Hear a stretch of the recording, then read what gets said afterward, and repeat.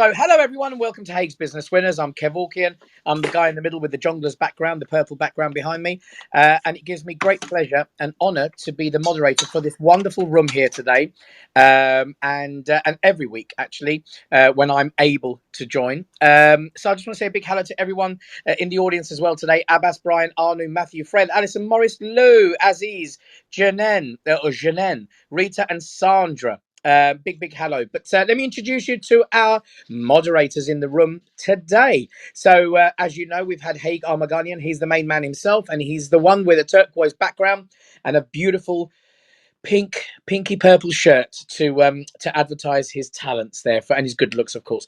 So we'll be talking about him shortly. But let's move over to the beautiful, smiley Julie.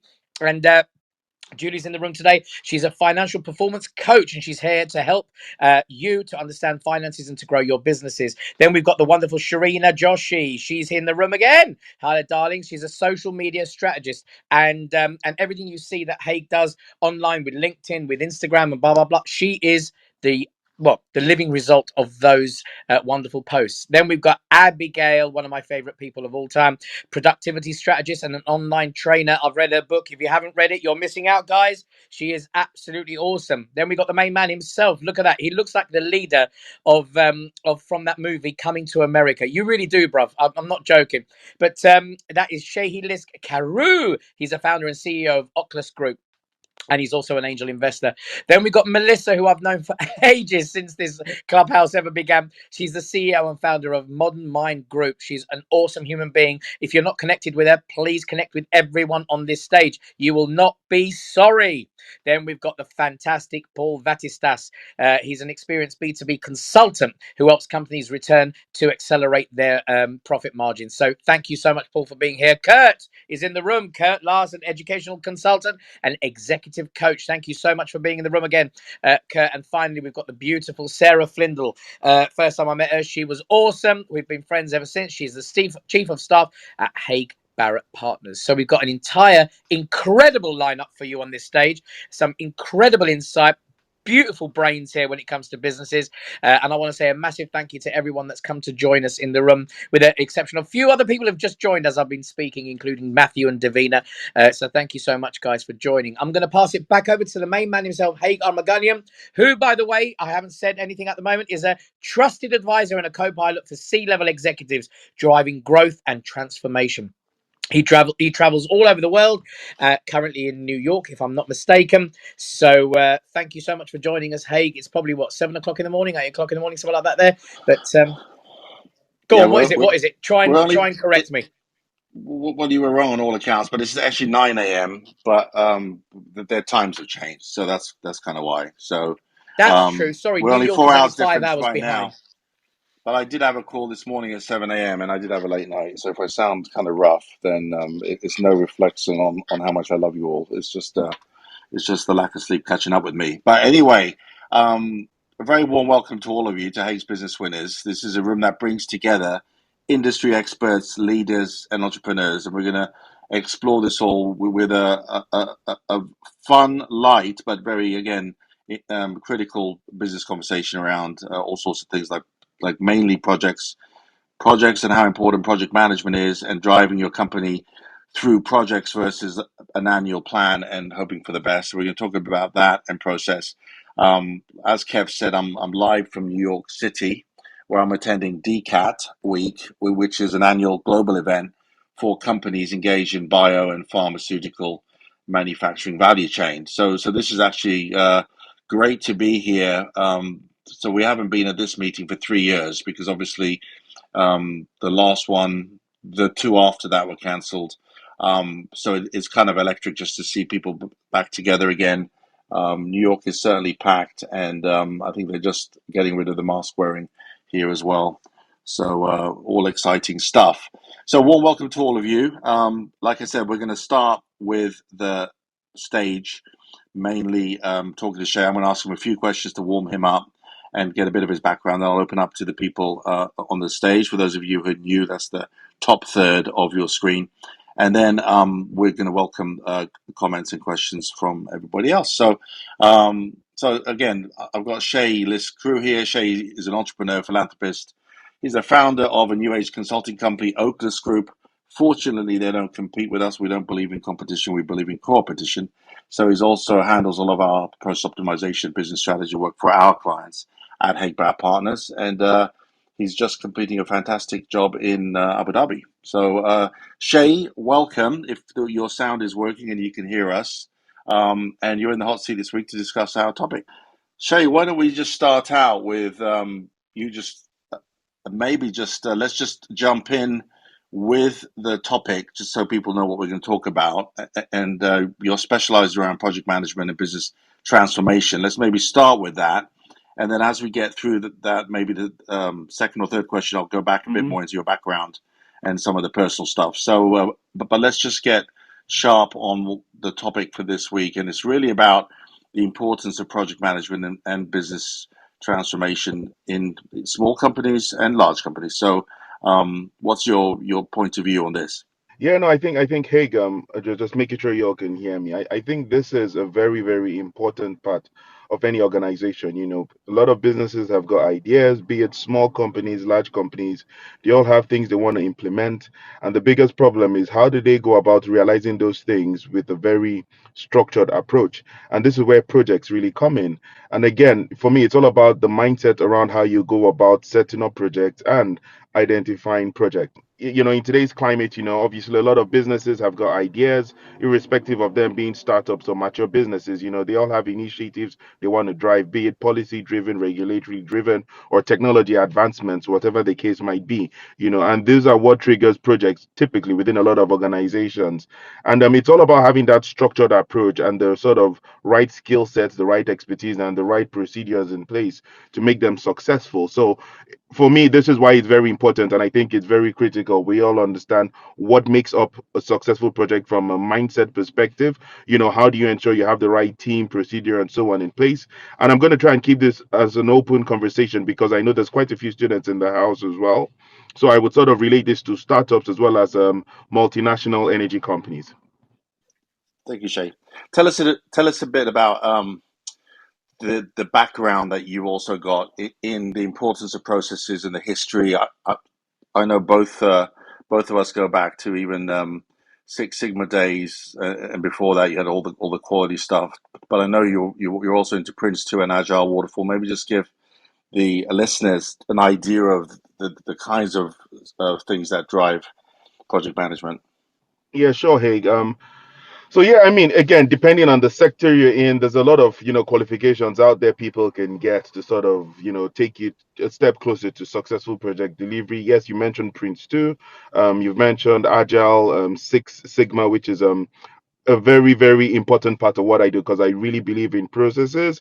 And I believe having a good process in any organization helps with creating efficiency, a lot more structure, better collaboration, and putting in place the necessary procedures to align to a company's vision and mission, or in some cases, their terms of reference.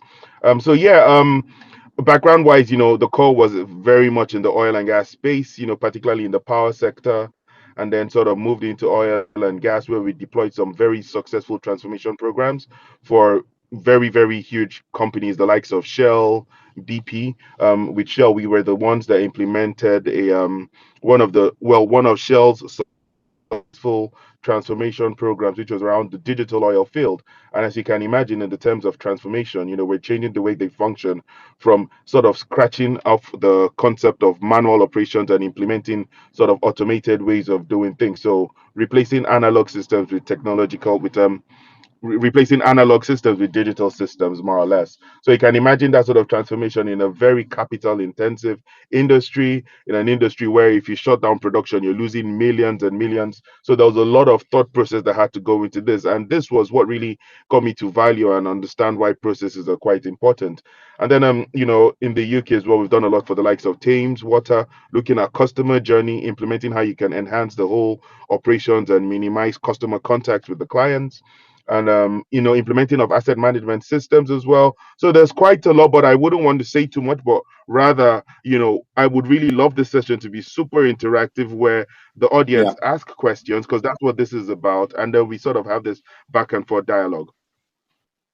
No, I'm going to respect that. I'm just going to have one more quick question for you, and that's really because I know you love giving back, and I want a feeling of how easy is it for you to give back with the project management expertise you've got, because you mentioned you do a lot with the University of Westminster and other students, and you're also a freeman of the Company of Entrepreneurs, which I am too, obviously. And so maybe just tell us 2 minutes about that. Then I'm going to open up to questions from other people on the stage, or comments or experiences.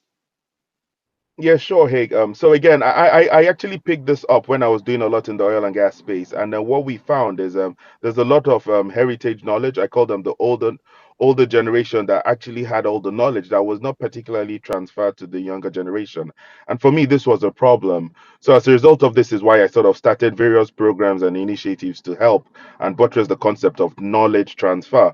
One of the initiatives was the Lagos Oil Club, which was a club we set up in Lagos, Nigeria, to sort of empower various people within the oil and gas space to share knowledge, share experiences, and share how they go about doing things, from projects to solving very tricky technical engineering related issues.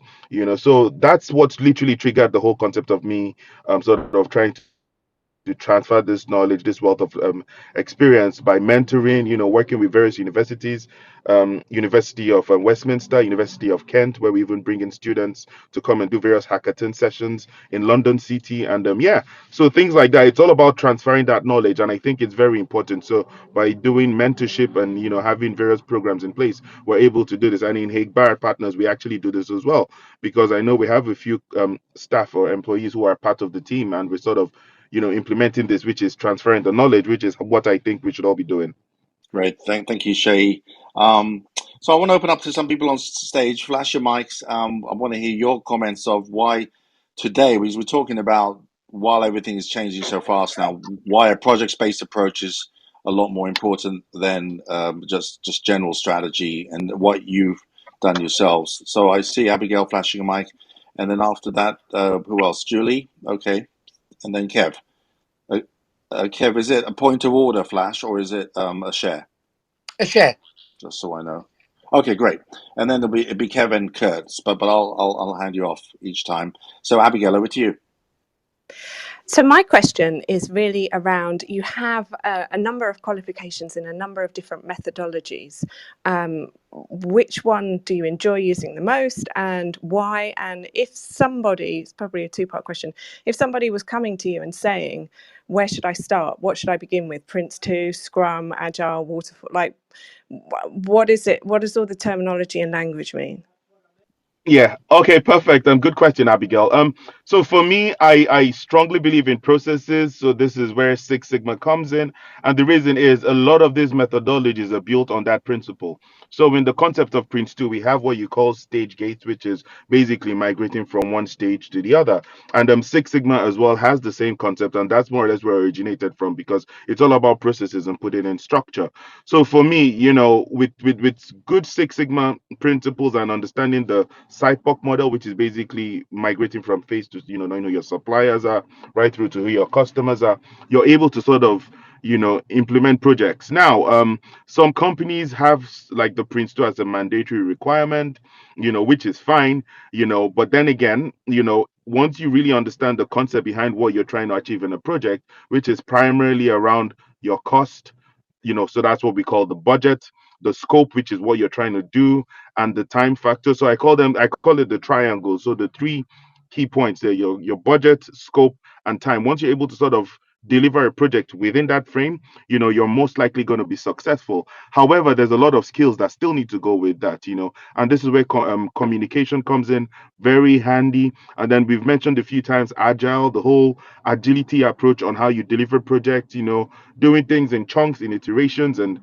so there's quite a lot that go into this. And that's why for me, if you understand processes, it's a win-win eventually.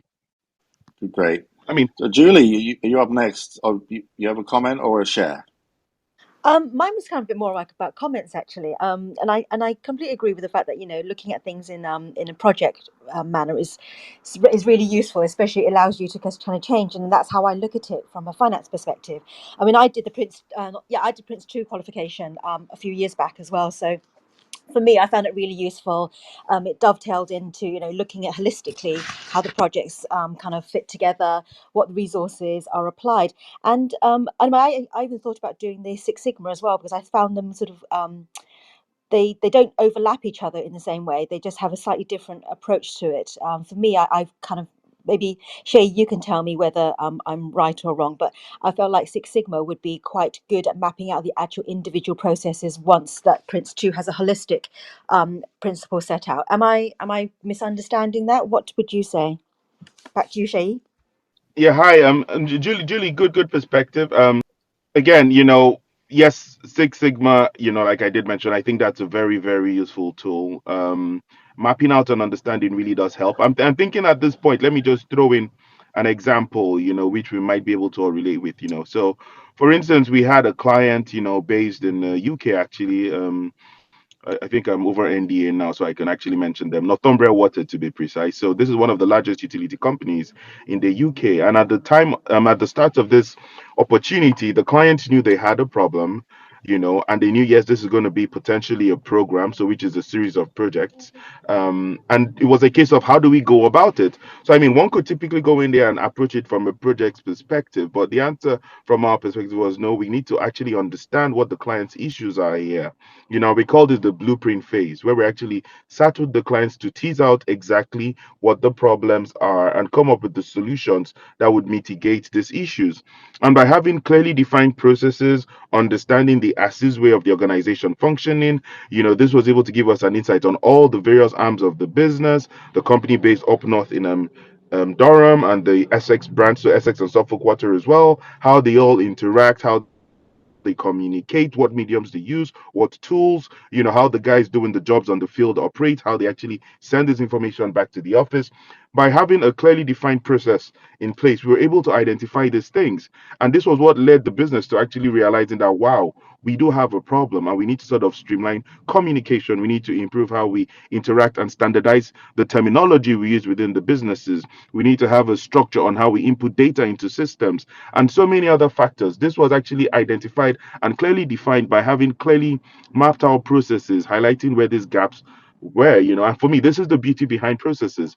Once you have your processes clearly mapped out, it doesn't have to be the future state, but the as is, you're actually able to, get the team subconsciously to collaborate a lot better, talk together, hold meetings to actually come up with a solution on how they believe they should be going further, and then what we do is we come in and then we now say, okay, this is what you guys think. However, we got best practice, we understand how we should be working in other places.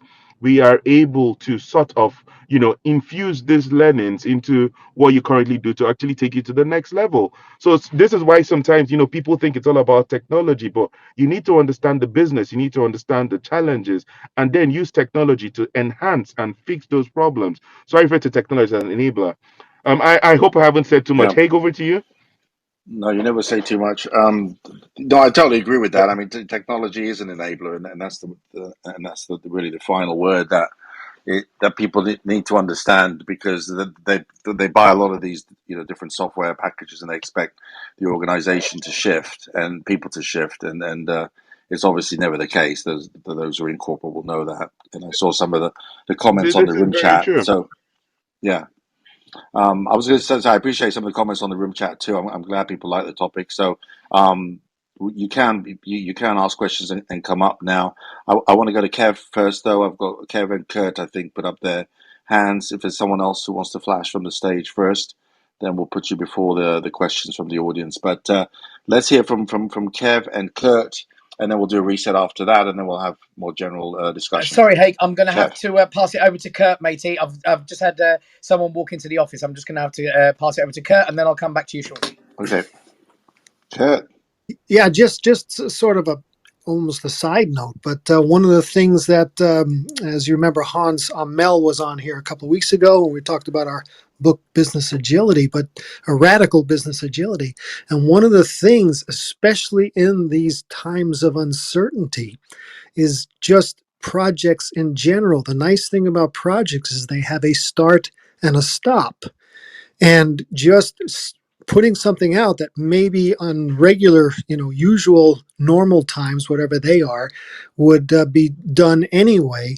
If you bracket it as a project, that allows it to get passed and into execution a whole lot easier, because even the doubting, the people with the most resistance to it, at least see that there can be an end to it. So just like I said, just a passing comment, but it seems to pass in very well right now.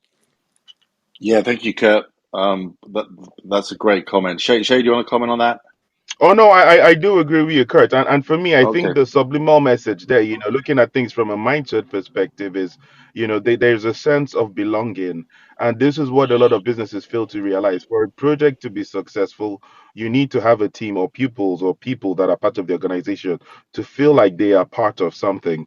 So the fact that some people know that, okay, we're starting this new concept or this new transformation program or project, and it's going to end at this particular day, there's already a buy-in there. There's that emotional sort of attachment to this project. And this is again going back to processes. When you're able to highlight these things, map it out, and clearly define what's going on, they see how significant they are in the organization. And a lot of the times people fail to let people to realize these things, because it's the people that actually make things work. You can have the best technology, like we said, and it's not going to fix the problem. And the real example was one of our clients in the utility space invested so much money on tough pads. This is when they kind of came out. So like the Panasonic tough pads that are like super bulletproof, you can chuck them everywhere. And I mean, from a managerial perspective, that makes so much sense. Like, yeah, get the tough pads, because these guys are out in the field doing so much and it does work. But the reality was that was a major flop, because the guys on the field found it very frustrating.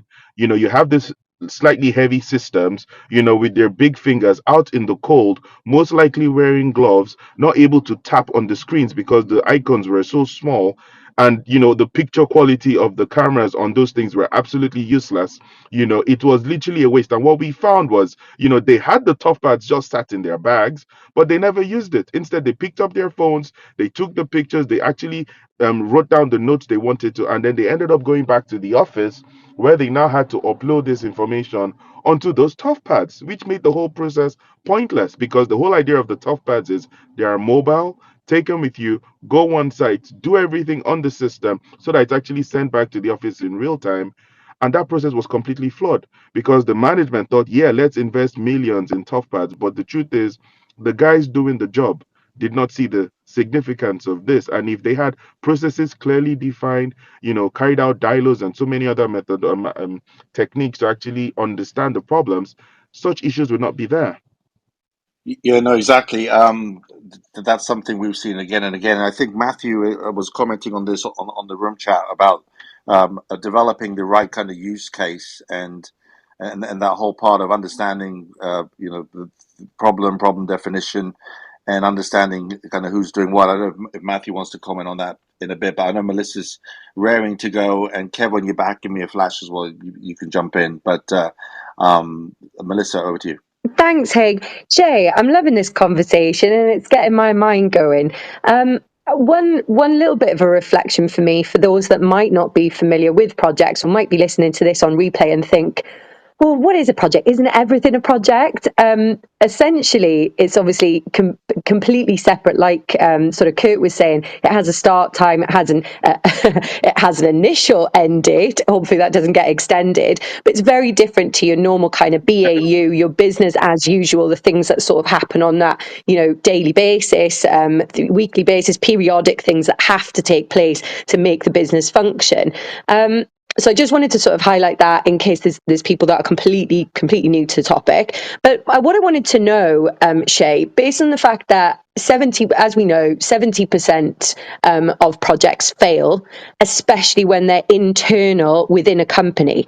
So as a lot of external consultants here that obviously support, I wondered what your thoughts were from your perspective on why they fail more when they're done internally without the support of an external project manager or consultant. Hi, Melissa. Yeah, good question, and you're right. You clearly define what projects are, more or less. Um, for me, it's simply a case of the guys. So you have the people within the organizations trying to drive projects by themselves, but that's not really what they're there to do. They are there to do their 9 to 5. They're there to play the role they're meant to be working on, and not necessarily handle projects. And a lot of times this happens because, for them, it doesn't really make a difference in their KPI. So how are projects, you know, implemented in such a way that it impacts the KPIs of these people doing things? So one of the reasons I find is obviously they lack the skill sets. Obviously, they don't understand, projects are not just about what you as an individual are doing, but the entire organization to a certain extent, depending on the scope. Obviously, um, the element of integration, collaboration, and working with the right parties. Understanding the value behind the scope, the scope, the timeline the project needs to be delivered in, and what it's meant to be about. From a costing perspective. You know, and for me, this is one of the big reasons, because they're just literally there to do their job, and all these added extras are just a hassle to them. This is what I find.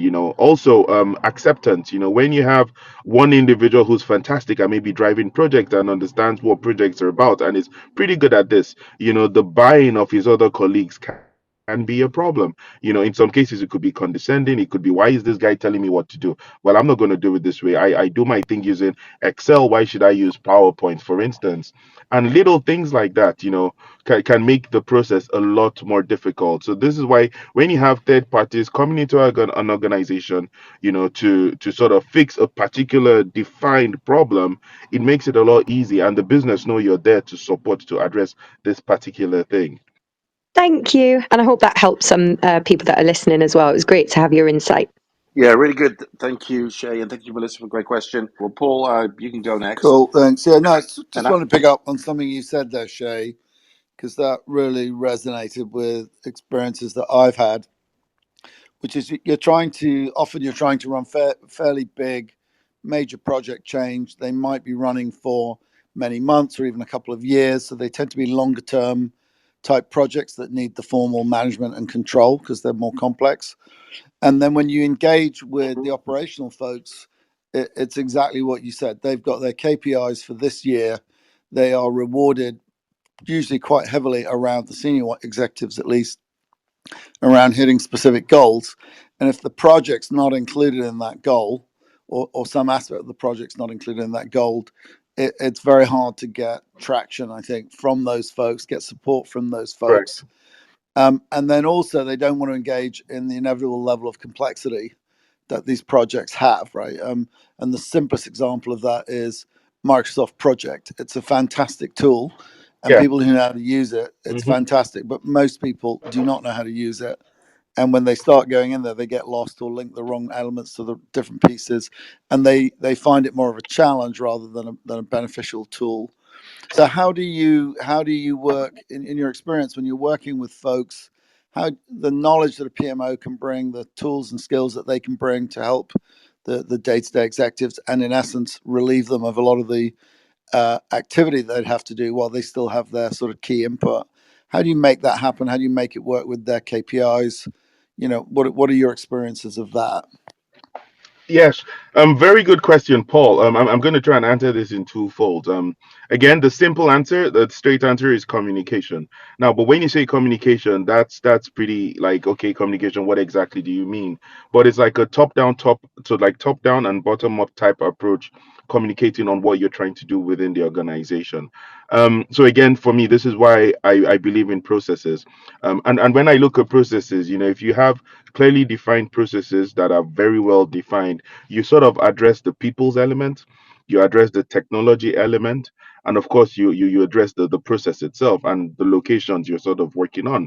Now, if you have all these things clearly mapped out, you see where people interact, where the cross points are, and you work closely with HR as well from a people's perspective to see how you can motivate them and get them to be supportive on whatever change it is you're trying to do.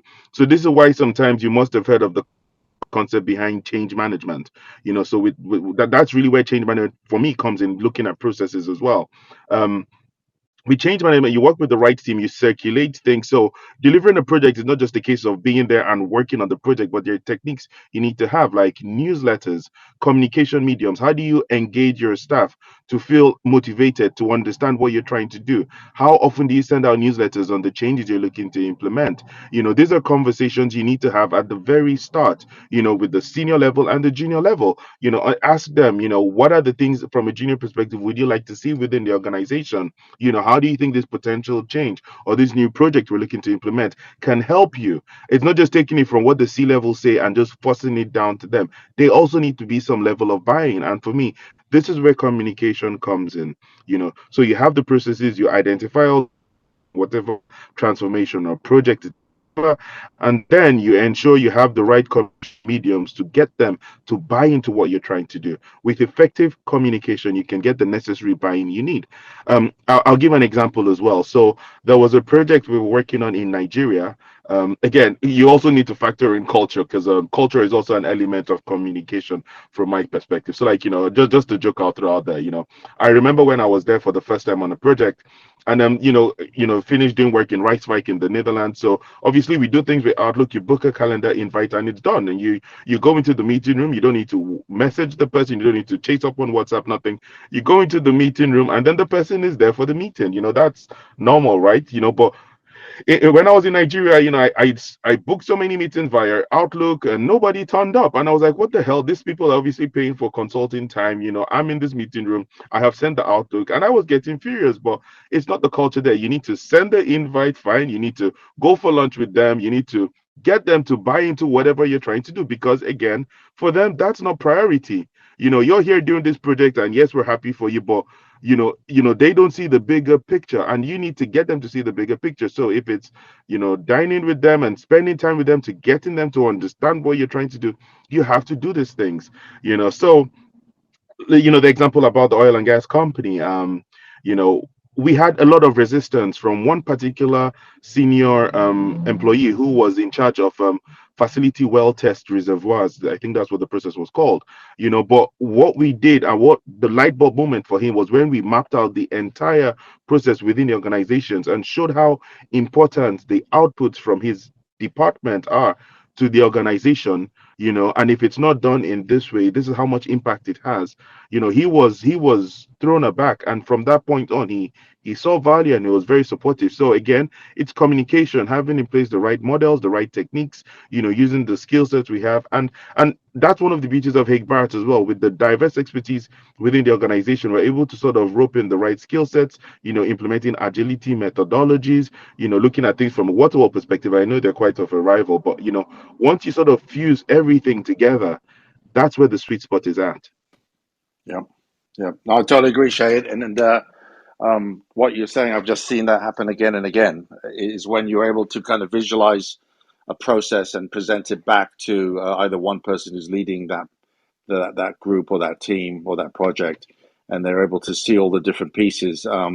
That's the aha moment where they really get it. And part of the issue is, and we saw this, I think, in a project we were doing together a few weeks back, is when you don't visualize it, everyone kind of lives in Mm-hmm. their own silos, and everything is everyone else's fault outside of their silo. Do you know what I mean? And there's a lot of work that doesn't get understood from different areas. I'm excited to have Alison on stage, and we've got also Amirelli. I'm not sure if Matthew does want to comment, but I want to make sure we have time in our power hour to include them. So, Alison, did you want to share a comment or have a question? Thank you so much, Haig, and fabulous conversation here today. Some of the people on the stage already know me. I'm Alison Coates. I'm based in Durban in South Africa, but pretty much most of my project management career was in London.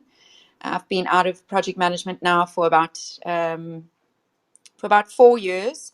So project management very close to my heart. And I think a lot of what the conversations are starting to move towards really is, and especially in Shey's last share, was really in understanding the significant role that people and people skills play in being able to motivate your team, motivate your supplier, motivate your contractors, your stakeholders in being able to take action or make decisions. And I think that really helps us as project managers to be able to do our job, which is to manage the process of the projects all around things like time, cost, and quality. So I don't really have a question right Great. now. I'm just Yes. here interested and listening. Thank you. Well, thank you, Alison. And I'm not sure if Kev's back. I don't want to deprive you of your share, Kev. If you are, jump in. If not, I want to go over to Amirali. Welcome to Haig's Business Winners. And the topic today, I see that you've certainly got a very heavy projects background, PhD in engineering, and you're a PMP, a project management professional. Perfect. Yeah. Good morning, good afternoon, good evening, wherever you are in the world. Yeah, it's a very interesting conversation. I just wanted to add to Shay's comment on how change adoption, right? I mean, any change that you make, uh, it's very rarely understood in the industry that a change is not just implementing it, but there's an entire change management process that comes with it. I can because I've done a little research here, so maybe I can share some comment there. The few things that we've found to be the major factor in implementing any change is definitely the senior leadership commitment. Oh my God, I Correct. don't know how many times I That's have true. to. It's not it has to come from the top, a top down approach where you have to make sure that the senior leadership is literally committed to the change. The other major factor that we found is the benefit of that change. Most of the times when you're Mm-hmm. implementing a change, you just want people to do it because you thought about it. When I say you, I mean those who want to implement the change have thought about it, but they rarely communicate how it benefits their work. Now that's very important because if you don't tell people how beneficial that change would be to themselves, they're going to resist that because that's human. Exactly. That's very basic human nature is to resist because we like to work in a bubble, in a comfort zone, and unless someone tells us Mm-hmm. that, oh, there's a better way to do it, it's just going to be resistance. The other things that we found, which is again critical, is having a change agent, not someone who's implementing a change, but it's someone from their camp who can sort of push your agenda forwards to implement that change. And there are a few other factors, those are minor factors. But these three major factors are really something that people can work on to implement that change. Now, this research was definitely done for the AEC industry, but we found this to be same across all the industries. Literally, we've worked with distributions, we work with supply chain. I've worked in construction myself, IT. Man, oh man, every industry that you it's the same thing. And one last thing that we recently found is the emotional quotient part of your employees. Like that also has so much effect or impact on how they respond to a change. For instance, someone, especially the emotional quotient part, where someone has a higher self management quotient, they will adopt. They will, uh, let me. I'm trying to find a good word, but they will be less resistant to that change because they themselves can figure out the benefits without someone else telling them the benefits of the change. So those are um, like a few Great. comments that I want to make. I hope that Yeah, it's helpful and yeah. they're really good. Thank you, Amirali. I want to make sure Kev gets his share. Maybe does a quick reset of the rooms, and we can get ready to have the last few comments after that. Kev. Thank you, Haig. I appreciate that. Thank you so much. So, mindset for successful projects in uncertain times for me, and everything that Sheyi has spoken about has been absolutely invaluable. I've loved it. I've loved everything you said. For me, it's quite a different ballgame being in the entertainment industry because the mindset for successful projects in my line of work, you have to do it with a team. It goes without saying, and each project that you take on, whether it's an international project or a national project, has its challenges. And the problem is, for me, part of my business, if not 80% of my business, is reliant on ticket sales from clients, from audiences, from people who want to come and watch our shows, and whether it's the client that's going to buy us outright or whether we're going to sell the tickets within house. So, Sheyi, what I wanted to ask you was, when it comes to putting on a project and the project ultimately is a ticket-based project. So you're putting a team together. So I'll give you an example. I have a very big show coming up in October. We have a national tour, 26 dates, all up and down the country, big theatres. We are reliant on audiences coming in and seeing the shows. Otherwise, we're going to be massively out of pocket. Can you give me some tips or certainly some ideas that you would implement in creating a successful project from that particular platform of selling tickets and getting the shows out there? Obviously, advertising is one of them. But I mean, what else can I do to make it a massive success? Over to you, boss. Hi, Kev. That's a pretty good question. So one of the other businesses we do is in the entertainment sector actually, and we do have tickets at the O2, which is one of the big halls where a lot of celebrities go to, and it's ticketed as well. We want to sell out the boxes so that we don't, we make money more or less, and obviously, I mean now yeah, you could act, that is still a project because you have a timeline, you have a scope. In this case, the scope is I need to sell out all my tickets. You have a timeline. It's pretty clear what you need to do. It's not a case of how do you go about it. So how I would typically approach that is depending on my capacity and what I have to do. So my job, should I say, I might have to bring in the right skills to sort of drive things forward. So do I need somebody to come support me to sell the tickets? Somebody whose task is really go out there, sell these tickets. I would identify my clients. Who are the target audience? What shows are we putting on? What demographic like this particular event? How can I approach them? Should I partner with other people to see how I can boost up sales and create more awareness, more or less? That's typically how I would go about it. And like I've done in the past, really, the truth is I just get other people to come. I get somebody to whose job is her KPI, should I say, is you need to sell X amount of tickets, for you to be, successful in what you're trying to do. So go out and figure out how you can make that work. And then if you need budget to, sort of invest in, let's say, platforms like Facebook or Instagram to create more awareness, by boosting your profile, then go about doing it that way, assuming the target audience you're aiming at is on that platform. Does that answer your question, Kev?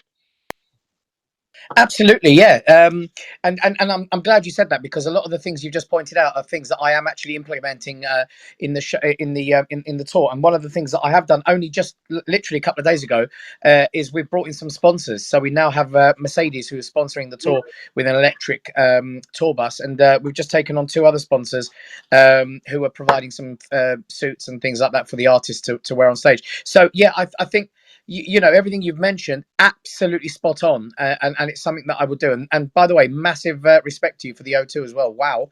Back to Haig. Yeah, don't worry, it's not me performing at the O2. I'm just capitalizing on an No, opportunity, basically. no, good for you, mate. Well, Kev, we're coming up to wrap. Maybe what we'll do is, why don't I hand off to you, because we missed the reset. You had a guest in your office, so why don't you do all the reset, and then I'm going to go and get a couple more questions in with Sheyi before we wrap it up. Absolutely, no problem at all, Haig. So welcome to Haig's Business Winners. I'm Kev Walkin, the guy in the middle with the jongler's background.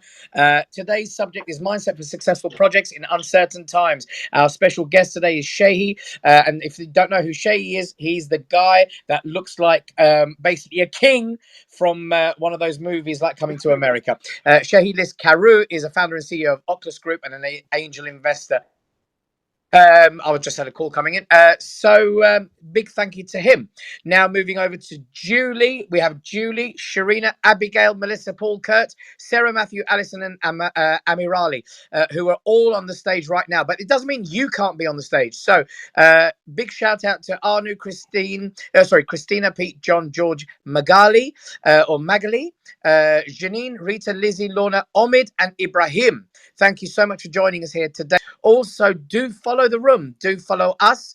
Do follow the moderators on the stage. Each and every one of them are fantastic assets for any business or any project you have going. I'm going to pass it back over to Haig, who's going to take the room for 5 more minutes. We do finish at 2 p.m. The room does run every Thursday, 1 p.m. till 2 p.m. So please do come and join us. Be part of the movement here with Haig's Business Winners, and benefit from everything and everyone on this stage.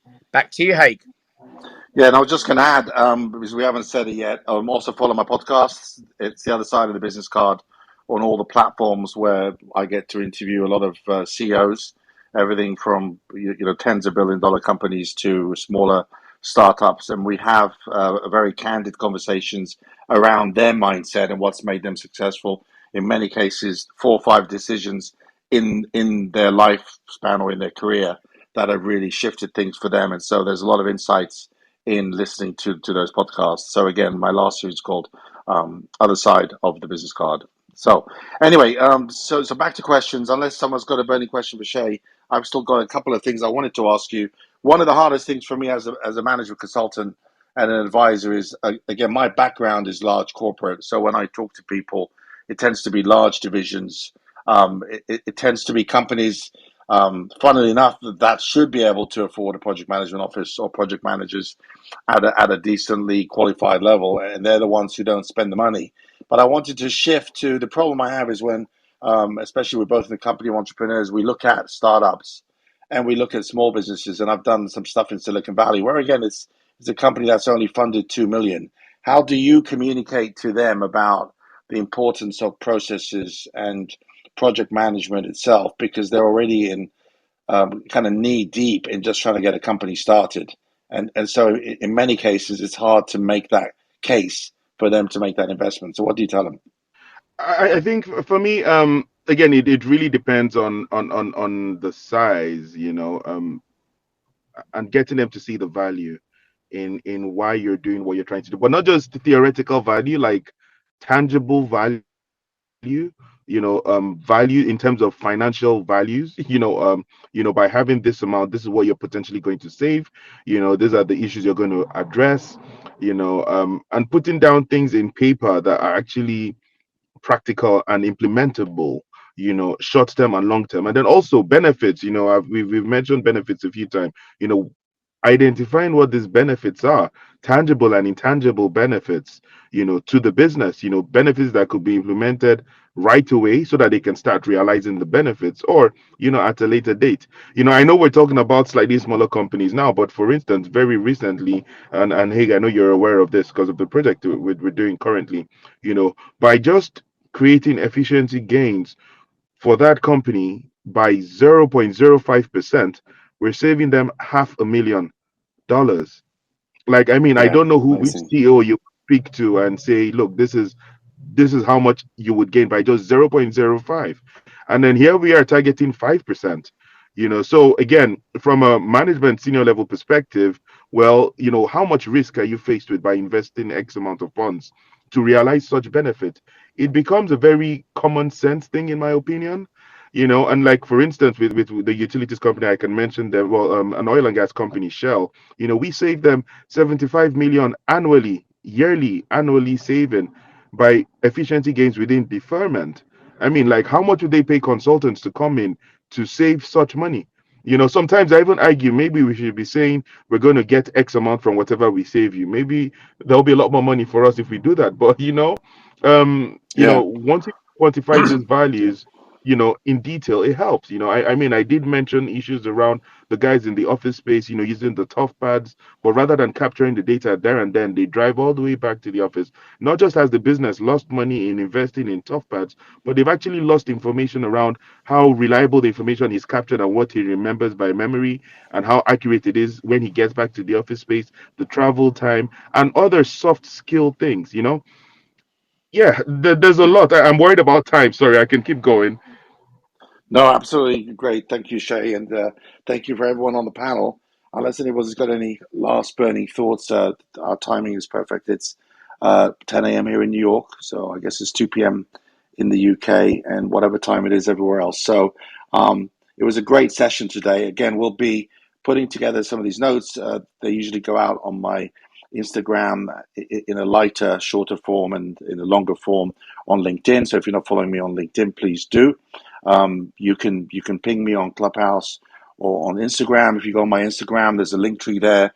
We've got some of the speakers here and some of the podcasts that I've done. They're all on my link tree, as well as a YouTube channel we've got where you can see clips of people and even clips from some of the Clubhouse, and actually the recordings of some of the previous Clubhouses we did this year. So anyway, it's been a wonderful session. Thank you everybody for joining. Have a very safe end of week and a wonderful weekend, and hopefully I'll see you next week at 1 p.m. GMT. Thank you, everyone. Bye, everyone. Perfect. Bye, Bye. Bye, everyone. Thank everyone. Bye. Yeah, it's you. been a pleasure. Thanks, Bye. everyone. Bye. Thanks, Sheyi. Mhm. Thanks, Haig. Thanks, everyone.